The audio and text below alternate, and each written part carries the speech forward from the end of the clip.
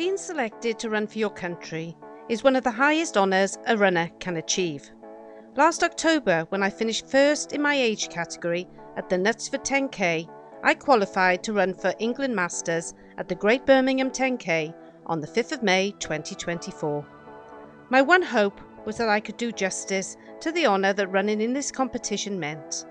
Any fitness I had for this race came off the back of Manchester Marathon training. I knew this would give me enough fitness to execute the race and put in a good performance in the England vest.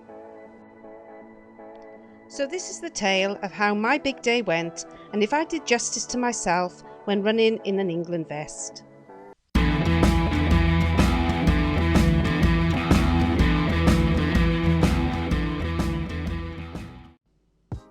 My weekend started really early on Saturday morning, so we could drive down to the West Midlands for John to do the Walsall Arboretum Park Run.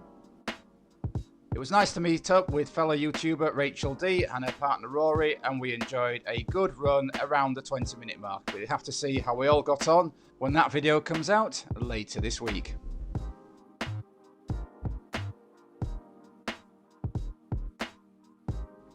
As we had a little bit of time to kill after the park run and before getting to our accommodation in Birmingham, we decided to make a short visit to the beautiful city of Lichfield. Then it was a short journey down the A38 to find a car park and our accommodation in the city of Birmingham. So, Staybridge Suites we're staying in. The idea is a bed, but also a mini kitchen. So we have a microwave oven, 2 hobs. Quite useful that you can cook your own meals the night before. After a short wait, it was time to go and collect my England bib from the England Masters officials. The race was a competition against the Welsh Masters. So on this particular occasion, I felt a little bit awkward at first because I was born and brought up in Wales. Some people have asked me why I have not run for Wales. Well, the answer is I've lived in England for 40 plus years and I've always affiliated to England Athletics. I've always run for English clubs and therefore it felt only right to represent England. I was actually allocated a female 55 back number. This was because when I qualified for the race I was actually in that category. However, in February I turned 60. So after consulting with EA officials, they then changed it to a female 60 back bib for me. The race start was only a 10-minute walk from where we're staying, and Birmingham was looking particularly resplendent on this lovely spring day. First sign of summer, and we went to check in with the England Masters officials. After the team photo, I did a warm-up and some dynamic drills. I then met up with my clubmate, Rach, and we made our way to the start, full of nervous anticipation.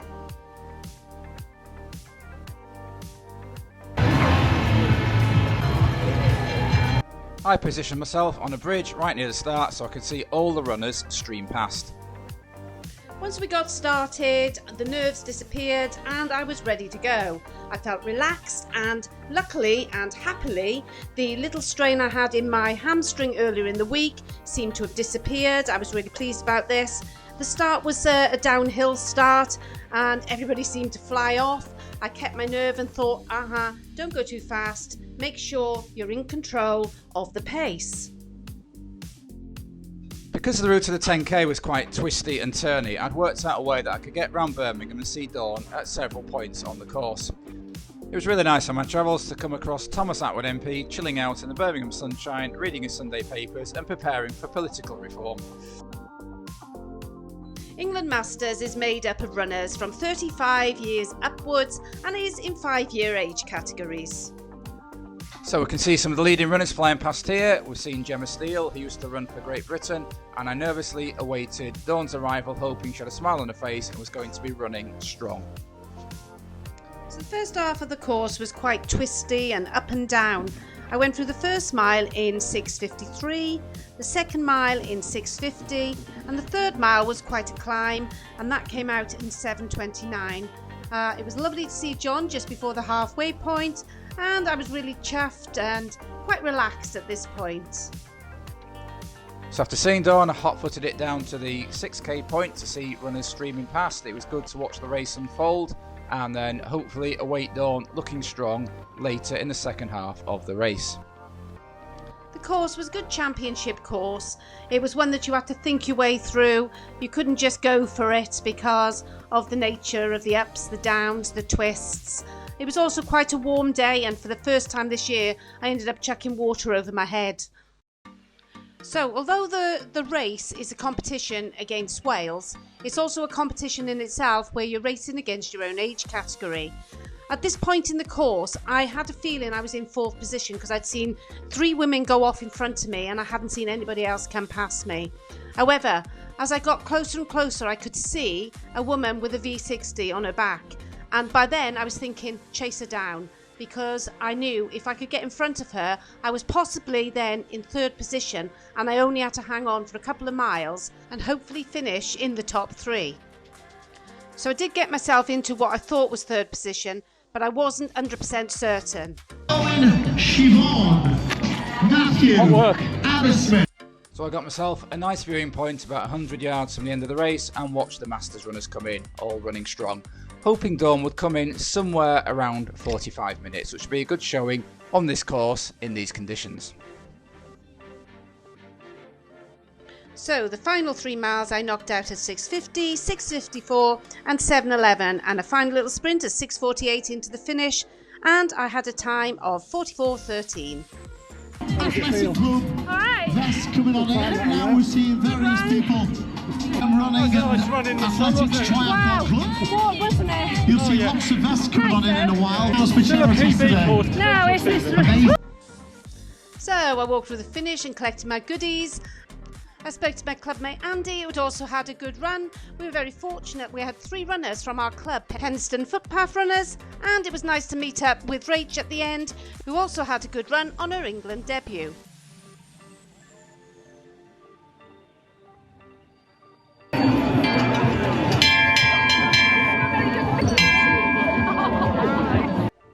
So we stayed to watch the ceremony, and I still wasn't sure at this time that I'd actually won anything, but I was asked to step up onto the podium to collect 3rd position in the female 60 category. This was a proud moment for me and one that I will treasure forever.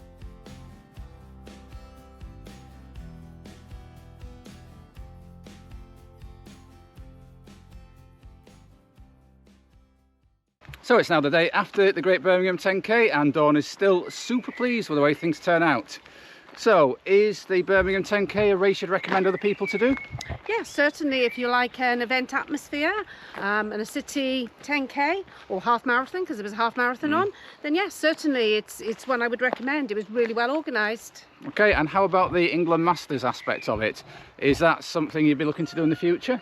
Yeah, absolutely. I would say that I am looking at future 10K races. It's never been my distance in terms of training for it. I've always done 10Ks off the back of my marathon training, which I've done this time. So the marathon fitness has given me the fitness to be able to run a decent 10K. So I'm looking at the next one to do, which, well, we looked at this morning, is the Great North 10K, I believe, which is another qualifying race for 2025. Yeah, and you've got the England Masters Marathon competition coming up in October at Chester. That's right, and that's the one that I've been looking for the past year and a half. So I'm super pleased actually that I qualified for that one, because as viewers will know, Manchester wasn't a great race for me, but it was enough to get me in, and I really want to prove myself over the marathon distance in the England Masters. So if you want to see how Dawn gets on trying to qualify for the 10K for England Masters again, please consider subscribing to this channel, and you'll also get to see how she does at the marathon in Chester and the various other races we've got planned throughout the rest of 2024 and beyond. So until next time folks, keep on keeping on. Keep on keeping on.